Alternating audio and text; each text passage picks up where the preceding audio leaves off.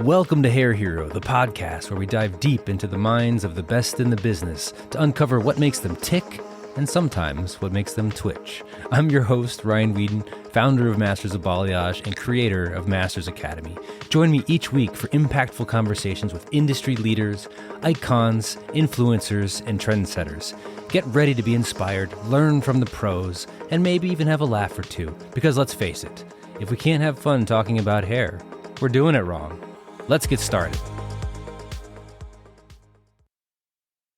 Hey, everybody. I'm excited today to talk to a good friend of mine, a new friend of mine, Jill Buck, a celebrity hairstylist. You've probably seen her gracing Instagram and maybe even her work in magazines. And I can't wait to pick her brain on basically how she got to where she is. It seems to be a lot of stylists' dreams to do the kind of work that she does. And I'm happy to welcome her to this show. Hello, Jill. Yeah. Hi, Ryan. Thanks for having me. Yeah. It's been fun getting to know you too, since you were on BCTV and the roles were reversed and I was helping direct you, and now it's, role reversal. So thanks for having me. I still remember that when I was there, and I was so nervous because that was I feel like it was one of my first videos that was being recorded, and you were kind enough to have me up to 901, and we were shooting this thing, and it was so pro, and you guys had just everything.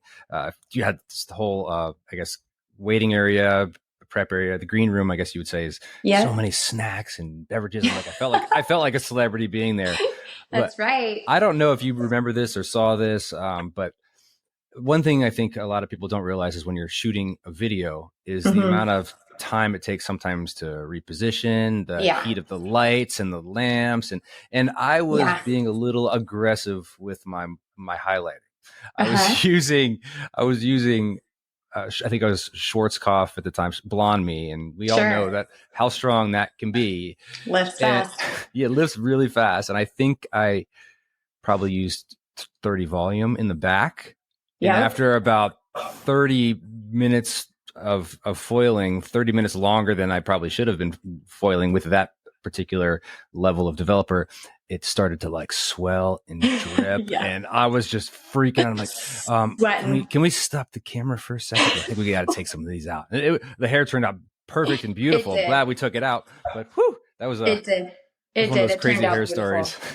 It did. It turned out beautiful. Yes. And I mean, I think that's it happens in real life too, right? And it's part of the education is like, when they're done, take them out. You don't have to let foils sit the entire process. It's okay to remove some when they're ready and keep the integrity and the health of the hair. So I think it tied in beautifully to what we were teaching It worked out great. It worked out wonderfully. Yeah, It did. But so you've been doing hair in this business for what, a couple of decades or so? Yeah, I'm at like 22 years now. So a while. That's incredible. And where did you start out? I mean, because you're in this position now where I know that you've got these high profile celebrity clients, and I see you getting to do all the fun things, going behind the scenes of the shows, going to the fancy parties. And there's a little bit of jealousy when I see that. Because when I first started doing hair or kind of doing anything, I always wanted to either be famous or hang around famous people. And you get to do kind of both. I do. Yes, I do. And I'm super fortunate in that. So, without going too far back, I started in Las Vegas, actually doing hair in Vegas. And that's where I went to school. I'm from Oregon originally. And with a series of events and things, I landed there out of necessity. I needed to start supporting myself right away at a young age. And I found myself in hair school along with doing beauty school, along with doing college, and then also working at the clothing store Gap. So it just has been this like constant grind and hustle. I think I started at a very young age, and I don't know that I've really figured out how to stop, to be honest. Right. But funny enough, I met my beauty school bestie there, Rihanna Capri, who owns 901 Salon along with Nikki Lee. So her and I have known each other since we were 19 years old. She, back in the day, was like, I'm never going to own a salon. You put together the business plan and we'll go with your business plan. She had to turn that in school or whatever. But long story short, we remained friends through all the years. She went back to LA. I went to Oregon, got married, had kids, and then we reconnected back in LA when I had a 2 and a 4-year-old at the time. So Honestly, I think the biggest thing with getting into all of that was I owe it to Rihanna because she Mm. was like, "Just get your butt here and let's get this thing off the floor and going." Um, so her friendship really pushed me into the LA scene, which I was kind of like, I don't know if I want to do this. This is so much work. Uh-huh. But yeah, that's where it started. Was when I was 19 and just was like, all 19. right, here we go, we're doing it. And so right now, after this many years, what does your life look like on, if somebody's going to ask, like, what does your month look like or your week look like? Cause I'm sure it's very different than Yeah. most stylists. You don't go to work at a salon probably Tuesday through Saturday and then take a Right. couple of days off. Like how often are you Right. on call? How many things are at times is it last minute? Like I'm curious, Sure. What that stress looks like. level and also the quality of life that you have and Totally. is it all worth it? Yeah. Yeah. It's a great question. And it has evolved over so I've been in LA for, let's see, it's been 13 years, almost 14 years. So it has definitely evolved, as some things, as like my celebrity work grows, then I have to cut back in the salon a little bit because I'm also a mom and a wife. So Mm-hmm. some things have to give now and then, and it's really important for me to be at my kids' things and help in school and all of that. So I juggle it kind of that way. And then I'm fortunate enough to say, when TV work maybe slows down, then I can pick up some extra days in the salon. So my week is never the same, never, Mm-hmm. ever the same. My paycheck is never the same, ever, ever. Out of every single year I've done hair, it's like you have Yeah. ballparks and things like that, but different productions pay more than others. Some pay way less. So it's a job and a career that you have to be extremely flexible, but also a very go-getter. The jobs just don't show up. It's from kind of connections. It's from when I'm on set, right? It's, I'm introducing myself to kind of whoever is in charge of doing the casting that day, who Mm-hmm. is the lead producer on that. And Uh-huh. so all these connections is kind of where you continue the work. And so in that sense, it's a hustle and it's a grind. You're meeting the photographer and all those different things are a huge, huge asset to keeping this work going, and once you have those connections, it sort of falls in line. But what I will say is like, it's a grind, but to me, the salon is a grind as well. It's just Mm-hmm. in a different way. And so sometimes I actually feel like the salon is higher stress for me personally because I'm, starting my day by 9 a.m. at the latest. And then it is like, boom, boom, boom, person Mm-hmm. in, person Sure. out, person. And so that kind of stresses me out a little bit more than being on set with one client where I can really put my 100% energy and focus into what that day holds. Mm-hmm. There's a little more prep work involved. You're doing things like storyboarding for your client based on what they've sent in, what we're working on. So it's kind of a hard question to Uh-huh. answer in the Right. sense of no day looks the same, but I Sure. love that. And so for me, it's what keeps me going in this business and in this industry. It feels a little more, not monotonous when I'm out on set and I'm traveling Mm-hmm. to my clients. I'm doing things like that. So after 22 years, I'm preferring to be with my client out about in the world, just kind of Sure. where I'm at. Yeah. And you've been doing this for a while now, and I'm sure Mhm. you've had some experience, even though you've become seasoned with it, some experiences where you're just probably on, I don't know, fancy jets and Yeah. meals and backstage. And you've probably had some OMG moments where you're just like, I Yeah. can't believe this is my life. I would Yeah. love to hear about one of those that really stands out, one of those that's just like such a core memory that you Yeah. like remember every detail and you just, it made everything Yeah. up to that point completely worth it. Gosh, okay, so it sounds really cliche, but honestly, every experience I am on, I just stop for a minute and just kind of be so grateful, take a deep breath, and realize how fortunate I am to be in that position. When I was young and in high school, I was, trying to figure out like everybody else what I wanted to do. And I had my top three things when I was choosing my careers, I wanted to be a mom, I wanted to be able to support myself, and I wanted to travel. Those are my top 3 things. So to be able to now tie hairstyling into that, you know, I get flown all over the world, and I'm just so grateful for it. And I've done the private jets, I've done music videos, I've done TV, I've done, you know, covers for magazines. I feel like at this point I've hit, other than working with like specific celebrity like goals, like, you know, I've covered and I've probably done everything you can do. Worked New York Fashion Week recently, and I'm just so grateful for the people that I work with too. Are so inspiring. Like, you know, it's easy to be on one side of the TV and one side of the camera being like, oh, you know, they didn't hit their mark today, or they don't look as good or whatever. But being on the other side, I see how hard these artists work, and it's amazing. They're so incredibly talented. And I'm so fortunate to be right there with them, pick their brain, you know, ask them these questions of how did you get to where you get? So I just feel so fortunate for every moment, honestly. That's incredible. Who's the most famous person you have in your phone? Yeah. You don't have to okay. I feel like I get asked that a lot, actually, and it's all depending on who I'm talking to, right? So if I'm talking to some young kid, I'm going to say, you know, it's like it's Selena Gomez and the Katy Perry's, and like those are the people I worked with before. And then the older generation, I'm going to be like, oh, well, you know, I'm with Rihanna and Nicki, and I do Steven Tyler with them, you know, so it just all depends on who you're talking to. That's so cool. Yeah. When it comes to working with all these celebrities, what's the demand like? You have these relationships with a lot of them, and it sounds like everything's just really fits into the box that makes you happy, which is great, you know, and your comfort level.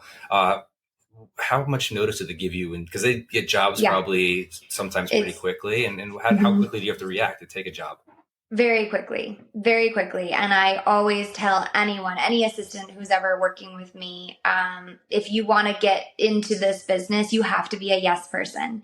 And you have to change your plans. There has been so many things I've sacrificed with and for me, I've always had kids since I've been in LA. So for me, it's not like I'm sacrificing personal time. I'm sacrificing time with my family. And sometimes I got to miss a baseball game, or sometimes I have to, you know, jump on a plane tomorrow to be on set for somebody. So there's freedom in our industry, but I would say the clientele that is like my VIP list, I drop almost everything for them. You know, like my boys come first, but if it's not something like their birthday or like some milestone or something, you know, then unfortunately I'm a working mom. You know, I have to be there for my clients too. So I tell all my young assistants, be a yes person. I don't care if you had a spa appointment scheduled, cancel it and go do this job, you know, like when stuff comes up.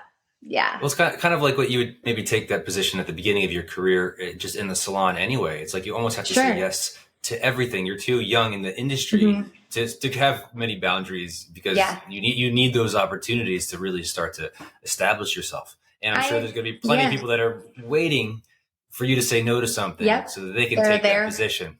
They are. And I don't know though if you would agree with me on this though, Ryan. I have found there has been a good handful of opportunity I've tried to hand to people, and it might sound like something small, like, hey, this producer needs her hair blown out tomorrow, and people say no to it. And my jaw falls on the floor sometimes because I'm like, I don't think people realize it's the producer, it's the assistant. It is kind of sometimes the smaller behind the scenes guys that have gotten me incredible work with celebrities.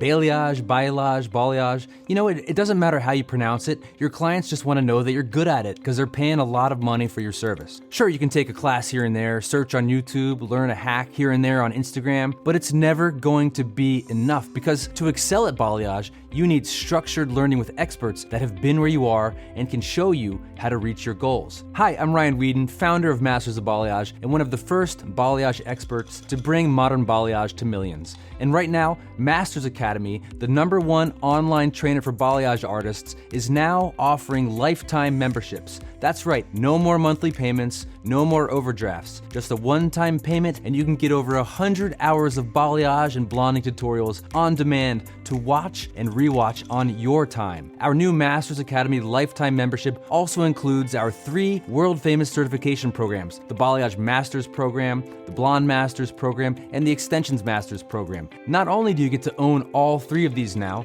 you also get Master Certified. So if you're stuck, lacking that balayage confidence, or just need an awesome excuse to raise your prices, Masters Academy is the answer. And right now, you can save $100 off any lifetime membership. Just go to www.mobmastersacademy.com and use code MYLIFE at checkout to redeem your $100 off promotion. I'm gonna say it again, so go grab a pen and write this down. Go to www.mobmastersacademy.com and use code MYLIFE and redeem your promotion now. Yeah, like you're saying, you drop everything, and I absolutely agree with you. I would I would paint their nails if I was trying to get into that business. Because they're the ones that have the money. They're the ones that make the decisions. You got to go get them coffee. It's like 100%. That's a whole different type of paying your dues. I mean, it's just like you have to become such great with the connections, and that's what it's all about. I mean, I would say probably the majority of it is actually building the connections, and the skills is probably the you got to be good at what you're doing, but to get that position, it's all about your personality and your personal brand and your personability.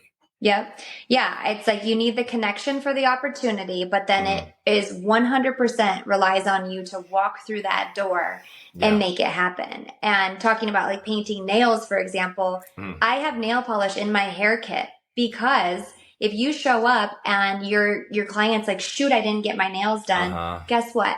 You are going to paint their nails so they look good on camera, and just like offering those extra things. They're like, oh my, like I've had clients ask if I will be on their full-time payroll to be just with them for, it's like the littlest things, like, oh, your phone is broken. Okay, let's go to the Apple store and go get you a new one. And, just like little things like that happen all the time. Lost your charger, you don't have a speaker, whatever it is. It's like, you got to have like this Mary Poppins bag a little bit. Yeah. Well, and I would say those are kind of like hero moments, because that's when somebody is desperate for something. And it could be the green tea. I can't go on stage because I need a green tea before I go on stage. And you're there with like, oh, I have your green tea right here. 2 sugars, just the way you like it. Suddenly they're just like, this is my girl. She knows who I am. I'm taking her anywhere. I don't care if I'm all the way across the world, and she's coming with me. Exactly. That's exactly it. And building that foundation with your client, it's true in the salon as well, right? It doesn't only apply to celebrity work, but when you can really help, confidently guide your client in the salon to whether it's a hair change or bringing back the health of their hair. I mean, those are the clients that stick with you forever, It's the experience you're providing. You're giving them an experience. You're being there to support them. So they can do what they do best. So they can relax in your chair, let go all that stress, or so they can go on and perform without having to worry about something that is kind of a mental block or something, because their routine didn't go as planned. Exactly. Yes. So do your kids know how cool you are? Or are they just like, who's Steven Tyler? That's a great question. My kids keep me very humble. I will tell you that, because they do. They're older. They're 14 and 16. And these boys have benefited from my career. Like, I mean, I do a lot of MLB players, and they're obsessed with baseball. Oh, wow. And so they have been in clubhouses. They have been to the player houses. They have been on the field. They have every autograph, So yes, they definitely, they understand, and they see how hard I work. And now that they're getting older, I'm really teaching them about the connection aspect of things. And we were actually just on the field 2 nights ago, and, I looked at my son and I was like, hey, if you want to talk to that guy, you need to walk up there. You're 16 now. I'm not going to do that for you. It's kind of weird and creepy once you're that old, Right. And he was just kind of like admiring this kid who was on the field doing interviews for baseball players. And he's like, gosh, I wonder how he did that. And I was like, go ask him. I'm like, we're standing on this field right now because I sent a DM to a player 10 years ago. And no shame, right? They joined the team. I was like, hey, welcome to LA Dodgers. I'm Jill. I work, here. I work with several other guys on the team. If you need your hair done, let me know. Sure enough, I've been with that player now for over 10 years. So it's just things like that I love to kind of hope my kids can take that principle and put it into their lives too. Right. It's going after what you want. Mm-hmm. Wow. Yeah. And that's what you used to do. And somebody was coming, because you were already familiar with the team, right? You already knew that was a source of I guess, service for you. You had that connection already. So I love that you would send them a DM instead of waiting for them to come to you. Yeah, I do it all the time. I still do it. If there's a celebrity I want to work with and I know that she's got something, especially if it's not in the city, her home city, right? So let's say she's in Salt Lake, going to the Sundance Film Festival. I DM them and I'm just, I know it's not necessarily them checking their DMs every time, but somebody's checking them. And I've 100% booked jobs that way. So I feel like there is no shame in telling and promoting your services. It's like, you don't want to be a stalker by any means, but just, and I will say I'm not very starstruck. I get asked that all the time too. Like, is there anyone you've been starstruck by? And I honestly can't say that I have. I think I get more excited about the idea of like going after something and getting it versus who the person is maybe. Right. But yeah, I tell people that when I'm educating out there too. I'm like, you want something, just hit them up. What are they? And the worst thing is a no, right? It's like we hear that all the time. Or a ghost. Or which is basically a no as well. Which is a no as well. Exactly. Which shouldn't hurt your feelings because, we have all these different filters on our Instagram messages now. But you inspired me. I'm gonna reach out to after this to Ryan Reynolds and just ask him to be my friend. Because he just seems so cool. Because he's so cool. Like I got nothing to offer him. I just, hey, I saw the movie. It was amazing. Yeah. You're like, if you're ever in San Diego. My name's Ryan. So, hey, I figured hit me up. Go to the Ryan party. You heard about the Ryan parties, right? Yes, exactly. He's definitely going to DM you back for sure. Probably. Maybe if I'm holding up his aviation gin in a picture, I'll go like this. Definitely. And just not send 17 in a row. Maybe that will be, be like, hey, I'm outside. He's like, open the door. Open the gate. Yeah. I'm wearing a Deadpool costume. I'm the guy out there. Exactly. But that speaking of heroes, actually, this was a great segue. In only a couple months from now, you're going to be at our hero event. It's our 5th annual here in San Diego, and I'm so excited to have you there. And you said you're bringing all of your celebrity clients too, so that's also cool. Yeah, they're gonna be my models on stage. They're gonna be painting your nails, and because you're you're the one on stage at that time. You're the star. Yeah. But I'm so excited to have you there. Thank you. And you've never even seen it. You were like, oh, what's Hero? And it's gonna be so cool because I think it's gonna blow your mind, even for somebody that's been on the private jets and had all those fancy experiences. Absolutely, I am so excited. Just even the team, I'm very impressed with this crew you have coming. I'm so excited to learn from each of them. I've met several of them in passing at different things, but I think you have a more original crew here coming to this. And I am so excited to learn from everybody. I'm so nervous. Like, I don't know, Ryan, that I deserve to be on that stage. You absolutely do. Woo, this is going to be, but it's okay. I can do it. I'm rising to the challenge, I'm excited for the opportunity. That's amazing. I can't wait to hear or see what you do and hear what you have to say. Your story is fantastic and everything that you've done. I just love watching your journey. And that actually brings me to your hair accessory line, which is also very unique. And what's cool is that you have, I think, celebrities that are just like, hey, I'll put it in my hair and you can take a picture of it. Your incredible bows. You do a lot of upstyling. Is that what inspired it? Or you're just like, hey, this industry is missing something that I can provide? Or is it just something that you've always been keen to want to do on your own? Yeah, great question. And kind of all of the above, to be honest. I have been styling for carpets and for TV and all of that for so long. Dancing with the Stars, I've worked on for several seasons. And what initially kind of spiked the thought was I was finding hair accessories, but then I was having to literally like cut and sew them myself to get them to stay in the hair. Because when somebody's dancing, if that accessory goes flying, that's on me, and that's so embarrassing. Yeah. Same thing with a red carpet. You say goodbye to your client typically at the house. There's a handful of times I have ridden in the car with them, touched them up in the car, and then they go. But same thing, if that bow is sitting sideways on the red carpet, like, kill me now. Yeah. So it's just one of those things that I was like, I think I can do this, and I think I can do it better. And it has taken a long time. It is me, myself, and I, and then my 16-year-old son who packs orders for me. But everything is handmade. Like it's been a journey, but I love the business side of it. And so one, I wanted to provide a higher quality, more luxury accessory that is designed by a hairstylist rather than just whoever, because we know the ins and outs of hair, right? When the bride is walking down her aisle, it's like, it's got to be perfect, and just how it's going to stay in the hair better with how you've created the updo. So just kind of creating those different things from the hairstylist perspective. And two, for me, now that I'm in 20 some years, I need an exit plan. Like we can't do this forever as much as I would love to, I don't know that I want to be 70 and, trying to still get my wrist to work. So it's sort of a business venture in that sense too. And what can kind of be my exit plan when I need to kind of leave the salon full time. And how's it been going so far? I see your stuff all over the place, all over Instagram.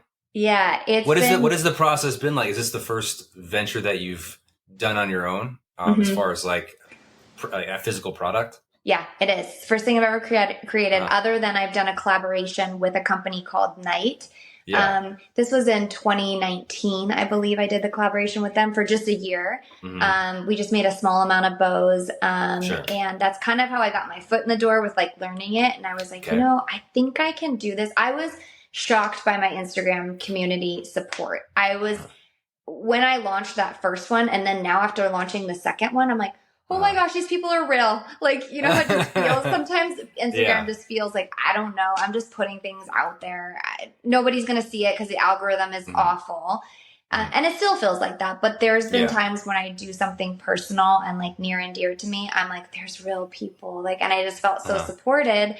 I wanted to do it on my own and just, try it out. So it's been a grind. It's no joke trying to get to sell a physical product. I'm lucky enough to have some incredible business mentors and they're clients of mine that when I'm doing their hair, I just pick their brain a little bit, and they have told me it takes 8 times, someone's seeing a product 8 times before they're willing to purchase it. Sure. And so when you think about that, sometimes I'm like, it's so annoying that all I'm doing is talking about a hair bow, or my new clips that came out or whatever. But they just said, you just keep going. You just keep grinding. So it's a whole new grind for me, but I'm trying to learn it, trying to stay positive with it. So it's been fun. And when was the launch date? When did you first say, hey, I got these for sale? I launched in December. So in December. Okay. Yeah. So however many months that is, I don't know. Okay, so can't count. Is it seven-ish? Yeah. So then before that, when was the idea from, and like to actually, how long did it take you to make it come to market? It's about 2 years. Isn't that crazy? 2 years. Yeah. And I have this, I'm taking the approach of like I want everything to stay luxury and boutique. So I make very small quantities. And once that quantity is sold out, it's sold out.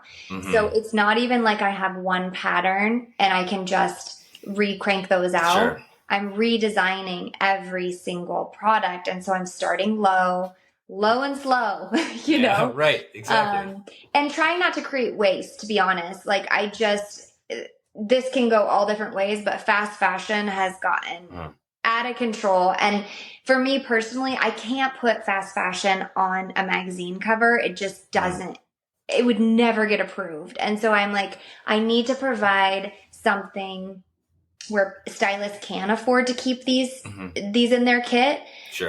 Because there's a couple designers out there, but their stuff is so expensive. Like I can't carry that inventory, when I go to set. Because you go to set, you need to have tons of options. So you need to have tons of hair clip options and wig options, and then accessories through the roof. And to carry a $300 accessory is just too much. It doesn't work for a stylist. So I'm trying to bridge that gap a little bit and still keep it high end and luxury. So, but yeah, it's a long time. It takes a long time.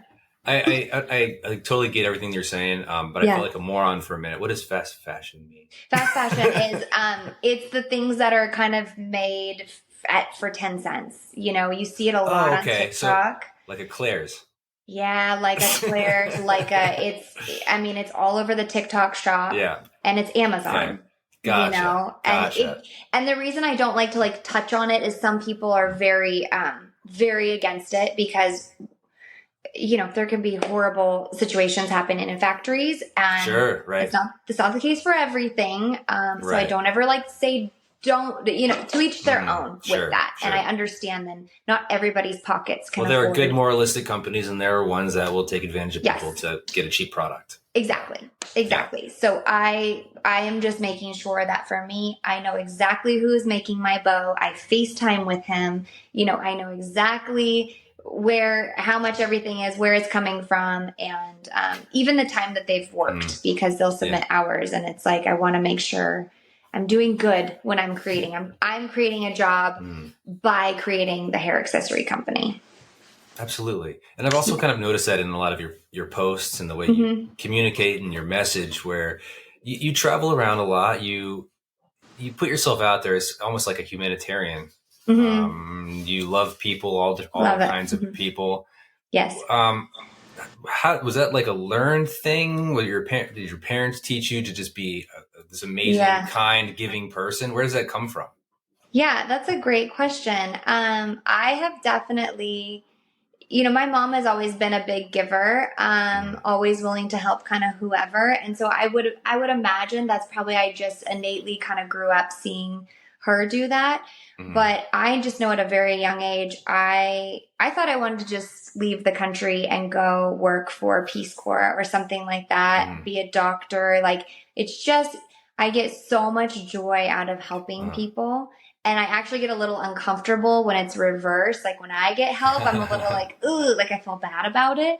So I think it's just something, I don't know if it's your genetic makeup or whatever it is, but it just brings me so much joy.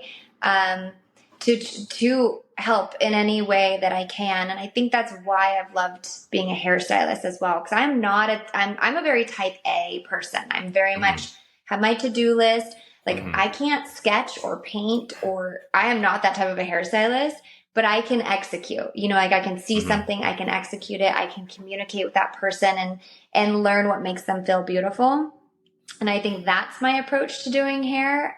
Less of the artistic aspect of it, which some people are so incredibly gifted at. It's just not me. Right. Well, you are creative. You're such a nice person, and it shows through in everything you do, and even in interactions off of Instagram. There's sometimes you meet somebody in real life and you're just you're not who you are in front of the camera. You are an absolute A+ human being. Aww, thanks. And I'm just so excited to have you on the stage and get to know you better. You're the best. Thank you. You got it. And I want to leave our audience wanting more, because we'll definitely have you back at some point. For sure. But I just want to thank you for being here and for sharing all the amazingness in your life. Of course. Thank you so much for having me. I'll come back anytime. Let me know what I can do to help too. I'm a helper, Ryan. So all right. Whenever you need help, you let me know. Ryan Reynolds, friend. Yeah. Okay. I'm on it. I'm going to send him a DM too. Okay. I got you. Okay. Sounds good. All right. I'll talk to you soon. Awesome. Okay. Thanks. Thanks for tuning in to Hair Hero. If you enjoyed this episode, please leave us a 5-star review. It helps us reach more listeners just like you. And don't forget to screenshot this episode and share it on Instagram, tagging us at Masters of Balayage. We'd love to see your posts and share them. Until next time, remember, be bold, be brave, be you. See you in the next episode.